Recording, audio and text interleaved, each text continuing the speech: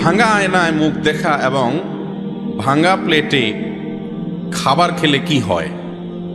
ভাঙা আয়নায় মুখ দেখলে আর ভাঙা প্লেটে খেলে কি হয়? উত্তর হলো, ভাঙা আয়নায় মুখ দেখলে দেখতে একটু অসুবিধা হয়।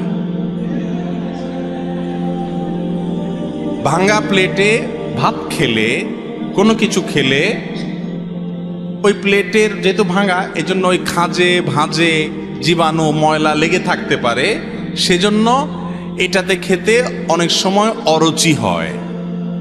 উত্তর পাইছেন তো? কিন্তু যে উত্তর আশা করছেন সেটা হলো যে ভাঙা প্লেটে খাইলে অমঙ্গল হয়, ভাঙা আয়নায় দেখলে কি হয়?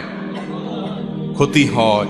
এগুলা সব আমাদের বানানো মাসালা, এগুলো সব আমাদের ইসলামের নামে কত ভুয়া কথা যে আমাদের সমাজে আছে, এর মধ্যে এগুলো একটা।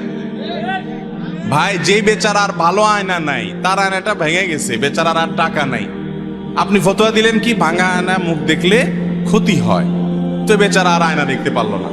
এটা কোনো আয়না দোকানদারে মাসালাটা বাইর করছে কিনা আমার সন্দেহ, যে আয়না যাতে বেচা হয়। কারণ আয়না ভাঙলে আর দেরি করা যাবে না, এটা দিয়ে চোখ দেখা যাবে না, মুখ দেখা যাবে না, খবরদার আরেকটা কিনতে আসো, আল্লাহ জানে। কয়দিন আগে একজনও জিজ্ঞেস করলো একটা মাসালা, কি অদ্ভুত অদ্ভুত জিজ্ঞাসা মানুষের, বলে যে কাফনের কাপড় নাকি মূলায় কিনা যায় না। আমি বললাম তাহলে সব বাদ দিয়ে কাফনের টাকার তো কাপড়ের দোকান দিলেই তো লাভ। এমন দাম চাওয়া হবে যেটা মূলাইতে পারবে না। চান্দু যাবা কই, 10 টাকা জানি 200 টাকা বললেও নিতে হবে, মূলানো যাবে না। এরকম কোনো কথা আসলে নাই।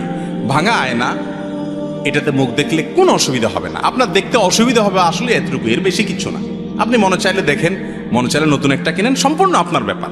এগুলোতে কোনো ক্ষতি নাই। ক্ষতি হবে যেগুলোতে, সেগুলো সারাদিন করতেছি, হারাম কাজ করতেছি, গুনার কাজ করতেছি, সেগুলোর খবর নাই। এই আজাইরা এবং ফালতু জিনিস আমরা খুঁজে বের করে আনি। আল্লাহ তাআলা আমাদেরকে ইসলাম সম্পর্কে সকল কুসংস্কার থেকে মুক্ত হওয়ার তৌফিক দান করুন, আমিন। এরপরে প্রশ্ন হলো, কথিত আছে বাম চোখ লাফালে বিপদ আসে, ইসলামের কোনো ভিত্তি আছে কি? বাম চোখ লাফালে কি আসে? বিপদ আসে। এর কোনো ভিত্তি আছে কিনা? ভাইরে, আপনাদের বাম চোখ লাফায় মাঝে মধ্যে? আমার তো প্রায় লাফায়। কই, আমি তো দেখি না যে বাম চোখ লাফানোর পর কোনো বিপদ আসছে। যদি কখনো কারোর বাম চোখ লাফানোর পরে বিপদ আসে, যদি কোনো বিপদ আসে, তো বুঝতে হবে এটা চোখ না লাফাইলেও আসতো, ডান চোখ লাফাইলেও আসতো, শরীর গোটাটা লাফাইলেও আসতো। বুঝতে পারছেন কথা? মুসলমান কখনো এই সমস্ত আলতু ফালতু কথা বিশ্বাস করতে পারে না, যেটার কোনো ভিত্তি নাই। না বৈজ্ঞানিক কোনো ভিত্তি আছে, গবেষণা দ্বারা প্রমাণিত, না কোরআন হাদিস দ্বারা প্রমাণিত। এরকম ফালতু কুসংস্কারে বিশ্বাসী কোনো মুসলমান হতে পারে না। বাম চোখটা একটু লাফাচ্ছে, বলে রে কোন বিপদ আসে রে। বিপদ তো তোমার ইমান আমল যাচ্ছে, ইসলাম সম্পর্কে কুসংস্কারের জন্য বিশ্বাস নিয়ে তুমি মরতেছো, এটাই তো বড় বিপদ। অতএব চোখ যদি বামটা লাফায়, চোখরে বলবেন আরো জোরে লাফা, কিচ্ছু হবে না ইনশাআল্লাহ। কথা বুঝতে পারছেন? অনেকে আছে এই মাসালাটা জানে এবং প্রশ্ন করে, হুজুর মাসালা জানে যে এই চোখ লাফালে কিছু হবে না, বিপদ এবং সুখ এই সবগুলো দেওয়ার একমাত্র মালিক কে? আল্লাহ। এরকম কোন আলামত তো আল্লাহ বলেন না আমাকে, আমি মন গড়া কেন বলবে? মাসালা জানে ঠিকই, তারপরে যখন বাম চোখটা একটু লাফায় তখন ভয় হয় ভিতরে, আছে না নাই? অনেকে প্রশ্ন করে যে হুজুর এই ভয় হয় কেন? এই ভয় হয় এজন্য ইমান দুর্বল। আমি বলি তখন চোখেরে বলবেন চোখ আরো দুমসে লাফাইতে থাক, আমার কোনো টেনশন নেই।